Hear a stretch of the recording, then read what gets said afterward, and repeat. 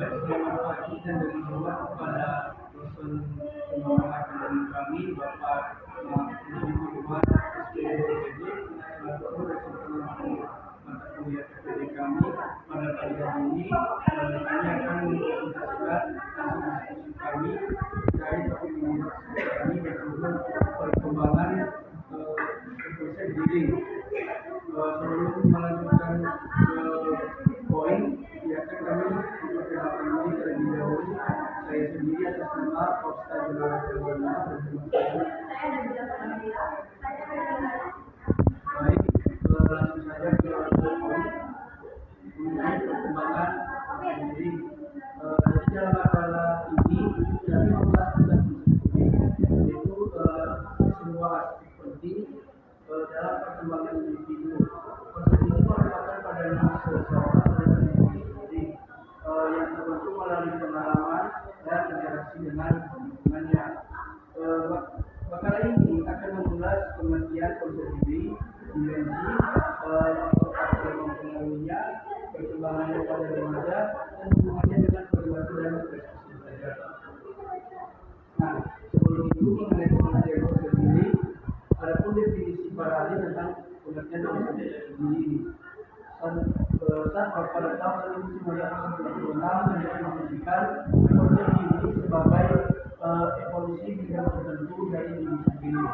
Albert 1987 mendefinisikannya sebagai keseluruhan konsep diri meliputi persepsi, perasaan, keyakinan, dan nilai-nilai yang berhubungan dengan diri. Nah, adapun dimensi konsep diri, Porter mengidentifikasi konsep diri bagi image, ideal self, dan social self. Fitch dalam Agustian tahun 2006 mengungkapkan bahwa konsep diri ini merupakan gambaran Tuhan dalam berinteraksi dengan lingkungannya. Konsep diri sebagai organisasi dijelaskan oleh Agustiani pada tahun 2006. Ia menjelaskan bahwa konsep diri ini merupakan semacam gambaran yang dimiliki seseorang mengenai dirinya yang dibentuk melalui pengalaman-pengalaman yang diperoleh dari interaksi dengan lingkungan. Konsep diri juga berarti kumpulan keyakinan dan persepsi diri mengenai diri sendiri yang terorganisasi. Adapun yang menjadi dimensi-dimensi dalam konsep diri, pertama dimensi pengetahuan. Dimensi pertama adalah apa yang kita ketahui tentang diri sendiri atau penjelasan mengenai gambaran diri sendiri. Gambaran diri tersebut pada dirinya akan membentuk citra diri. Yang kedua adalah dimensi pengharapan. Dimensi kedua adalah harapan atau diri yang dicita-citakan. Cita-cita diri terdiri atas aspirasi, harapan, keinginan diri kita ataupun menjadi manusia seperti apa yang kita inginkan. Ketiga adalah dimensi penilaian. Dimensi ketiga adalah penilaian kita terhadap diri kita sendiri. Penilaian diri sendiri merupakan pandangan kita tentang harga atau kewajaran kita sebagai suatu pribadi. Untuk materi berikutnya akan dibawakan oleh teman kami Biola Perkebunan. Baik, saya akan menjelaskan faktor-faktor yang mempengaruhi konsep diri. Yang pertama adalah usia dan pengalaman. Remaja yang matang lebih awal yang diperlakukan seperti orang yang hampir dewasa, mengembangkan konsep diri yang menyenangkan sehingga dapat menyesuaikan diri dengan baik. Kemudian penampilan diri. Penampilan diri yang berbeda membuat remaja merasa rendah diri meskipun perbedaan yang menambah daya tarik fisik. Kemudian yang ketiga, nama dan julukan. Remaja peka yang merasa malu bila teman-teman sekelompoknya menilai namanya buruk atau bila mereka memberi nama julukan yang bernada cemoohan. Yang keempat yaitu hubungan keluarga. Seorang remaja yang mempunyai hubungan yang erat dengan seseorang anggota keluarga akan mengidentifikasikan diri dengan orang lain dan ingin mengembangkan pola kepribadian yang sama.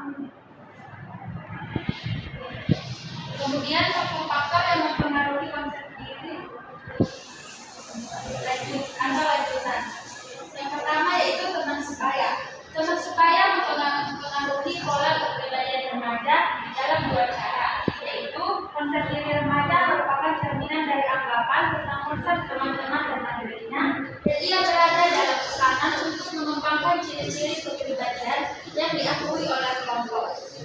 Yang kedua yaitu kreativitas. Remaja yang semasa kanak-kanak didorong agar kreatif dalam bermain dan dalam tugas-tugas akademis, mengembangkan perasaan individualitas dan identitas yang memberi pengaruh yang baik pada konsep dirinya. Yang ketiga yaitu cita-cita. Bila remaja mempunyai cita-cita yang realistik tentang kemampuannya akan lebih banyak mengalami keberhasilan. Ia akan menimbulkan kepercayaan diri dan kepuasan diri yang lebih besar yang memberikan konsep diri yang lebih baik. Baik di sini saya akan menjelaskan tentang perkembangan remaja. Jadi tahap itu adalah konsep diri remaja yang sehat. Nah, tanda-tanda remaja yang memiliki konsep diri yang positif adalah yakin akan kemampuan dalam mengatasi masalah. Nah, merasa setara dengan orang lain, menerima pujian tanpa rasa malu, menyadari bahwa setiap orang mempunyai berbagai perasaan dan keinginan, serta perilaku yang tidak seharusnya disetujui oleh masyarakat, dan memperbaiki karena ia sanggup mengungkapkan aspek-aspek kepribadian tidak disenangi dan berusaha mengubahnya. Yang kedua itu ada konsep diri dan prestasi sekolah. Nah, konsep ini merupakan sebuah instrumen pengendali mental dan karena yang mempengaruhi kemampuan berpikir seseorang. Gunawan dalam Murianto 1993 menyebutkan bahwa seseorang yang mempunyai konsep diri positif akan menjadi individu yang mampu memandang dirinya secara positif, berani mencoba dan mengambil risiko, selalu optimis, percaya diri dan antusias menentukan arah dan tujuan hidup. Selanjutnya itu ada hubungan konsep diri dan prestasi. Nah, konsep diri dan pencapaian akademis siswa adalah dua hal yang saling mempengaruhi. Seseorang dengan konsep diri yang positif cenderung memiliki pencapaian akademik yang lebih baik, atau bisa dibilang dia lebih percaya diri. Baik, selanjutnya karakteristik konsep diri akan dipaparkan oleh rekan saya, Febiola. Karakteristik konsep diri yang pertama yaitu karakteristik internal. Anak usia sekolah dasar lebih memahami dirinya melalui karakteristik internal daripada melalui karakteristik eksternal. Penelitian F. Kebaun dan S. Carey pada tahun 1983 menemukan bahwasanya anak-anak kelas 2 jauh lebih cenderung menyebutkan karakteristik psikologis dan dalam pendefinisian diri mereka dan kurang cenderung menyebutkan karakteristik fisik seperti warna mata atau memilikan. Yang kedua yaitu karakteristik aspek-aspek sosial. Selama tahun-tahun sekolah dasar, aspek-aspek sosial dari pemahaman diri anak-anak juga meningkat. Dalam suatu investigasi, anak-anak sekolah dasar seringkali menjadikan kelompok-kelompok sosial sebagai acuan dalam deskripsi diri mereka. Kemudian yang ketiga, karakteristik perbandingan sosial. Pemahaman diri anak-anak usia sekolah dasar juga mengacu pada perbandingan sosial atau social comparison. Pada tahap ini, anak-anak cenderung membedakan diri mereka dari orang lain secara komparatif daripada secara absolut. Pergeseran perkembangan ini menyebabkan suatu kecenderungan yang meningkat untuk membentuk perbedaan seseorang dari orang lain sebagai seorang individu. Jadi sini saya akan menjelaskan konsep diri dan perilaku. Jadi di sini ada tiga yaitu konsep diri dalam mempertahankan keselarasan diri. Nah, individu senantiasa berusaha untuk mempertahankan keselarasan diri.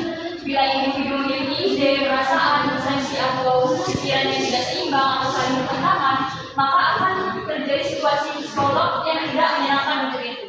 Individu harus mengubah perilaku atau memilih suatu sistem untuk mempertahankan kesesuaian dirinya dengan lingkungan. Selanjutnya ada konsep diri dalam menentukan individu memberikan penafsiran atas pengalamannya. Seluruh sikap dan pandangan individu terhadap dirinya sangat mempengaruhi individu tersebut dalam menafsirkan pengalamannya. Sebelum kejadian akan ditafsirkan secara berbeda antara individu yang satu dengan individu yang lainnya. Karena masing-masing individu mempunyai sikap dan pandangan yang berbeda terhadap diri mereka. Lalu selanjutnya itu ada konsep diri berperan sebagai penentu pengharapan individu. Nah, pengharapan ini merupakan inti dari konsep diri. Dan selanjutnya Perjijokian ia ke 2004 menambahkan bahwa konsep diri mempunyai peran penting dalam menentukan perilaku individu. Bagaimana individu memandang dirinya akan tampak dari keseluruhan perilaku dengan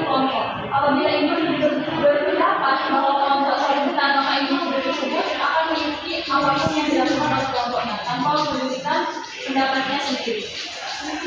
Lalu selanjutnya itu konsep diri dan prestasi belajar.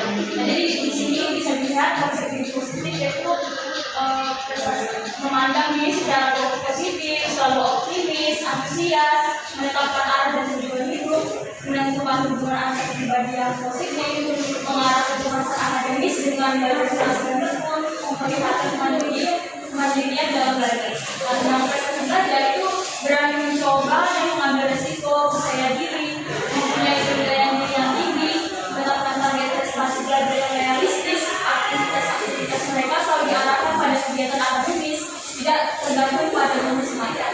Baiklah, selanjutnya kesimpulan yang akan disampaikan oleh rekan saya Konsep.